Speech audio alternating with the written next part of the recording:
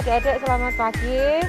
Kita sekarang kegiatan kebinekaan 9 ya. Jadi kita sekarang lagi berkunjung di Mahawihara Majapahit ya. Jadi kita punya situs Buddha Tidur. Ini adalah salah satu pusat keagamaan ya Pak ya. Pusat keagamaan atau tempat peribadatan Pak, lebih tepatnya. Tempat ibadah ya. Tempat peribadatan dari agama Buddha ya. Nah, cuman kita ikonnya untuk tempat wisatanya lebih khas dengan Buddha Tidur. Nanti untuk kebinekaan tentang kita saling toleransi antar beragamanya nanti bisa dijelaskan sama Bapak Saryono. Betul ya, Bapak Saryono akan sedikit memberikan materi kita tentang kebinekaan, bahwa memang meskipun ini tempat peribadatan agama Buddha, kita berbeda agama kan masih diperbolehkan, diizinkan ya Pak ya. Nah ini kita ngambil nilai-nilai dari itu gitu. Selain nanti melihat keindahan dari patung Buddha Tidur, mungkin seperti itu, mungkin bisa dibantu untuk menjelaskan ini. Oke, pertama-tama saya ucapkan selamat pagi, selamat datang.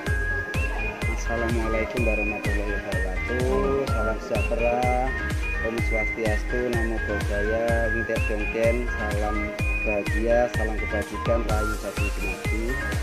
Selamat datang di Mahawihara Majapahit dari teman-teman Stikes Majapahit, Mojokerto.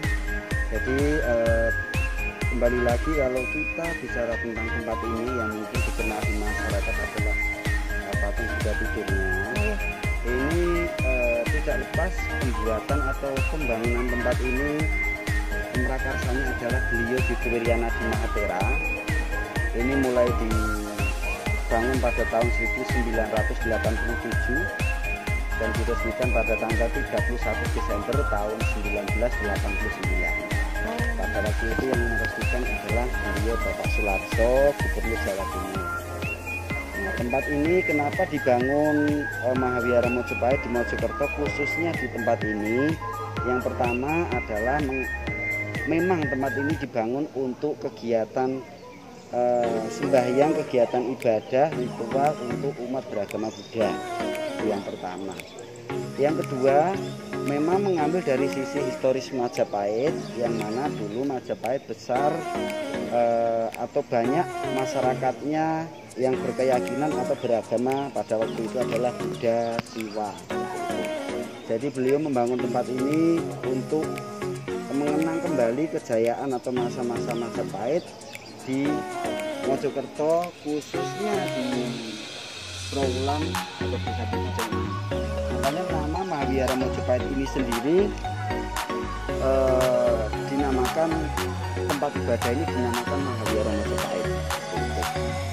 Dan seiring dengan berjalannya waktu, tempat ini secara izin, secara apa, sebetulnya adalah tempat ibadah.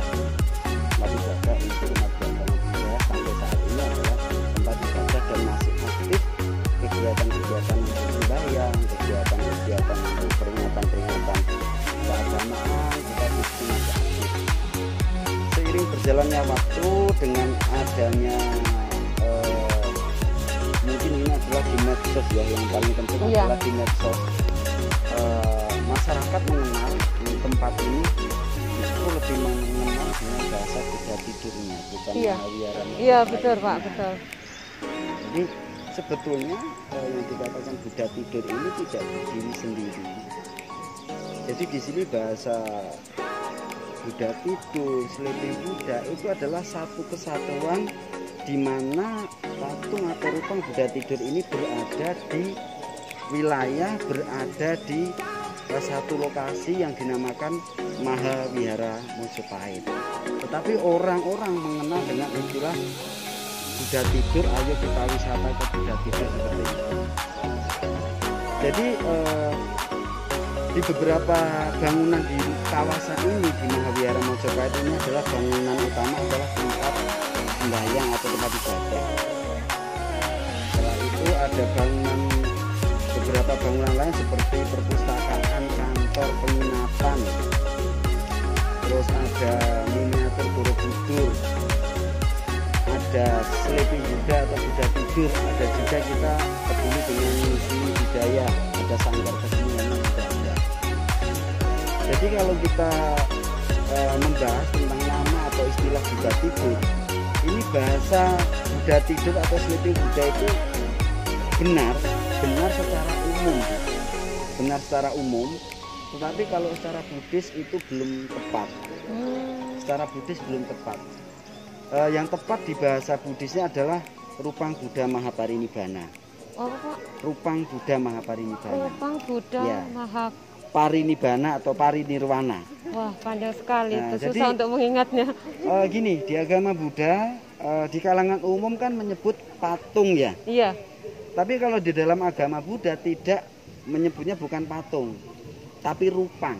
Oh, rupang. Jadi kalau panjenengan nanti dengar orang bicara rupang, itu udah kelihatan ini umat Buddha. Rupang Buddha, patung Buddha, seperti itu. Nah, jadi penyebutan patung kalau di dalam agama Buddha itu adalah rupang. Nah, Rupang Buddha Mahaparinibbana yang artinya itu patung Buddha Mahaparinibbana itu artinya detik-detik beliau meninggal dunia. Beliau meninggal dunia mencapai nibbana atau parinirwana. Jadi posisi pada waktu beliau detik-detik wafat, beliau detik-detik meninggal dunia ya posisinya seperti ini. Oh, begitu. Ya. Terus kenapa orang sering menyebut istilah Buddha tidur atau sleeping Buddha? Ya. Kadang saya dikejar pertanyaan, kenapa kok posisi meninggal aja harus seperti itu? Kan gitu. Iya, iya. Karena memang beliau pada waktu usia 80 tahun, karena memang badan jasmani ini kan apapun yang berkondisi kan tidak kekal. Jasmani ini pasti akan sakit kan gitu. Nah, jadi pada waktu beliau sakit jasmaninya, beliau istirahat sehari-hari pun beliau seperti ini. Istirahat sehari-hari beliau seperti ini. Jadi secara otomatis pada waktu beliau istirahat, pada waktu beliau sakit, ya memang kesehariannya seperti ini. Jadi ini adalah posisi pada waktu beliau meninggal dunia dan juga posisi keseharian beliau istirahat. Di sini mungkin saya juga bisa berani bilang ini adalah tidur sehat ala orang-orang bijaksana. Tanda kutip kita tidak menyebut satu. Iya. Ala orang bijaksana. Karena saya juga pernah baca buku di bukan Buddhisnya ada tidur sehat ala titik-titik. Iya. Jadi biasanya saya menyebut kalau kita teman-teman di sini kita lintas agama, saya menyebutnya tidur sehat ala orang bijaksana. Iya. Jadi memang seiring berjalannya waktu tempat ini banyak sekali dikunjungi, bahkan bisa dikatakan 99% umat non-Buddhis. Yang berkunjung ke tempat ini tentunya mempunyai maksud yang berbeda-beda. Kalau umat Buddha tentunya mereka melakukan sembahyang atau ibadah. Kalau yang beragama lain tentunya mereka mempunyai tujuan atau maksud yang berbeda-beda. Ada yang sekedar cuma selfie, foto, ya. Ada yang memang mempunyai tujuan untuk kegiatan-kegiatan di sekolah. Terus ada juga dari kita dari FKUB, dari Gus Durian, dari teman-teman pendeta, teman-teman pesantren. Jadi kami di sini sering untuk kegiatan-kegiatan lintas agama. Seperti semalam saja, kebetulan saya tidak bisa hadir karena ada kegiatan juga di sini. Kemarin semalam ada nobar kalau nggak salah itu di Jalan Pahlawan Royal itu bersama teman-teman Gus Durian. Jadi kita sering kegiatan lintas agama. Dari situ kalau kita bicara tentang toleransi umat beragama yang ada di sini sudah pas sekali, yang artinya walaupun ini adalah tempat ibadah untuk umat beragama Buddha, kami di sini open, kami di sini welcome untuk siapapun yang mau datang berkunjung ke tempat ini. Dan uniknya Mahavihara Mojopahit ini adalah wihara yang sangat unik. Pada tahun 1987 wihara ini pertama kali peletakan batu pertama. Warga sekitar sini tidak ada umat beragama Buddha. Nah, dari 87 sampai 89 peresmian, dari 89 sampai sekarang tahun 2021 itu sudah berapa? 30 tahun lebih ya. Iya. Ini tadi sedikit penjelasan dari Kak Saryono ya tentang Mahawihara Majapahit lebih tepatnya, cuman ciri khasnya dengan bingkai Buddha. Nah, dari sekian penjelasan dari Kak Saryono mungkin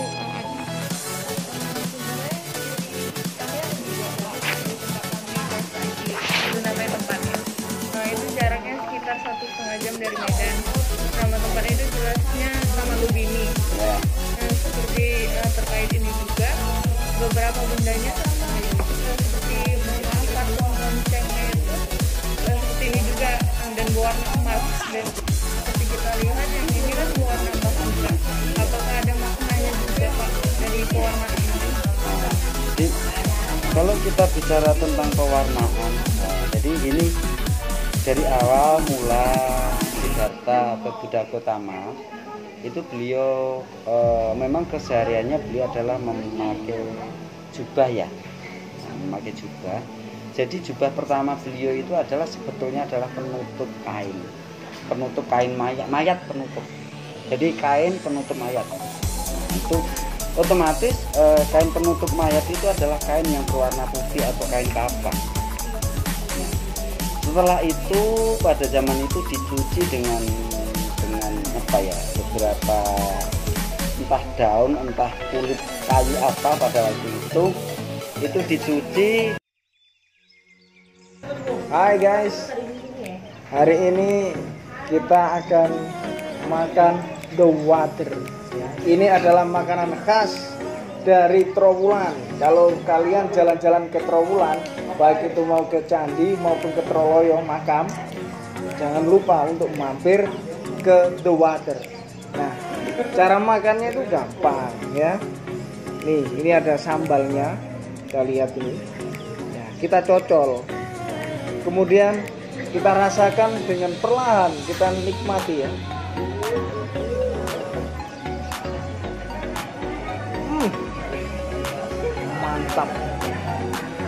Mantap. Coba kalian coba. Yang lain coba.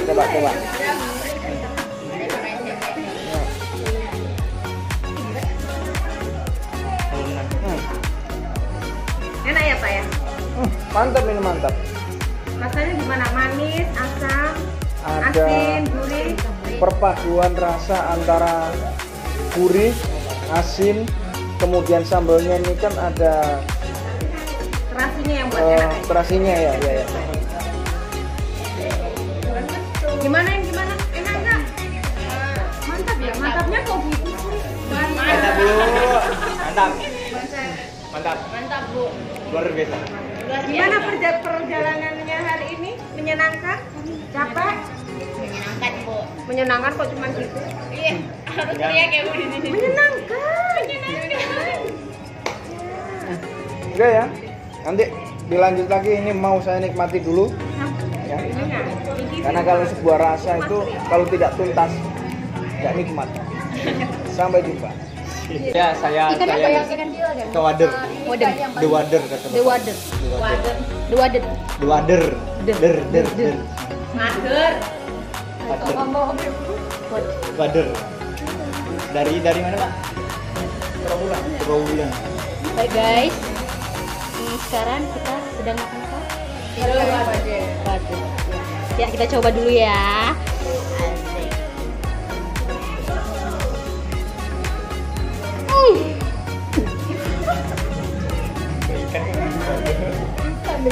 Wih, mantap boy. Ini dari asli Trowulan. Enak ya? Mantul. Yang gue bener. Enak boy. Asli Trowulan, gurih, nikmat. Semuanya rasanya gurihnya dapet, asin, pedas. Ini kita rasa-rasa Medan itu biasanya maaf. Ciri khasnya itu pedas. Ini dapat memang kalau kita ke Mojokerto jangan lupa mampir lah untuk mencicipi ikan wader di Trowulan. Ciri khas ikannya kecil. Mana? Enak gak? Enak. Mantap.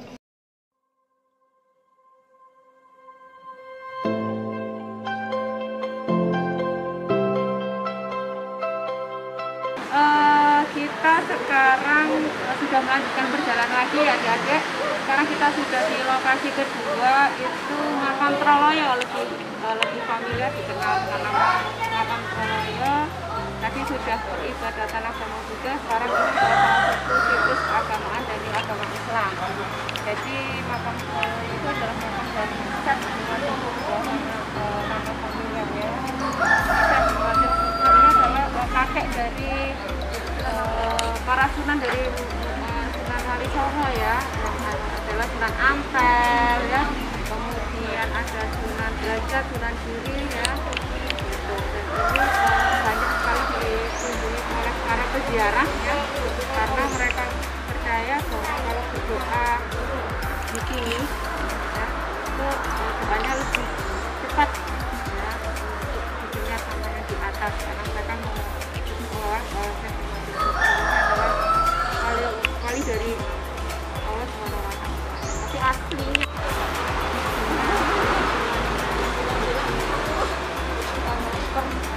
ya, untuk memandu kita. Ini kalau kita ada duduk suro ya Kak Yuda ya. Duduk suro itu ramai di sini. Acara besar kalau duduk suro. Jadi ini di makam Nabi Troloyo ini, ini tuh yang lebih mengenal beliau ini adalah sesepuhnya dari para wali. Dari para wali, kemudian ada Sunan Giri, kemudian ada Sunan Derajat, kemudian Sunan Bonang. Nah, kemudian yang Sunan Kalijogo yang terkenal kesaktiannya itu, dan beliau itu adalah menantunya dari Sunan Ampel. Ini itu diyakini disinilah berikutnya. Makanya ada di sini nanti ada petilasan para wali. Jadi setiap kali mau rapat mau apa, para wali itu sering cari. Nah, kemudian kalau tadi dikatakan sama Mbak Fitin, kenapa banyak orang yang berziarah atau berdoa di sini? Sebenarnya sambil mendekatkan diri ya, pada orang yang dekat dengan Sang Kuasa dalam Allah, maka kita akan pasti. Satu contoh begini, kita mau ke presiden. Kalau kita ingin ketemu presiden, kan tidak bisa langsung. Tapi kalau kita bisa dekat dengan orang yang dekat dengan presiden, itu akan mudah. Terus mengajak orang yang dekat dengan Allah. Itulah yang diyakini oleh. Nah, nanti kita coba jalan-jalan. Jadi dia kan bin Ja'far Siddiq, bin Husain, bin Ali.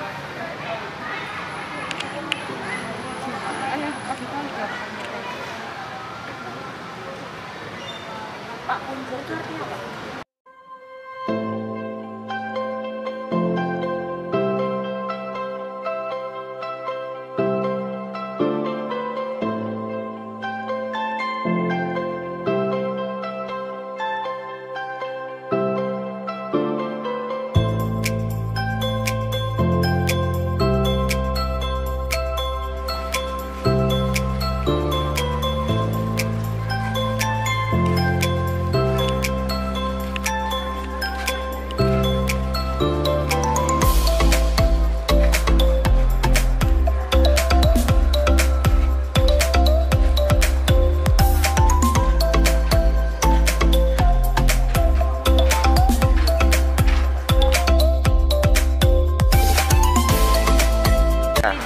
Baik, ini mungkin mau ke binekahan yang ke-9 yang dimana kami dibawa di dua tempat ya, tempat yang dimana pertama kami dibawa ke tempat kepercayaan Buddha atau vihara ya, vihara, dan kepercayaan umat Islam atau makam dari Troloyo yang berada di Mojokerto. Mungkin di sini inti dari perjalanan ini semua. Nah, ada toleransi beragama yang dimana mungkin kepercayaan masing-masing agama itu berbeda-beda. Mungkin cukup sekian. Mungkin ada tambahan.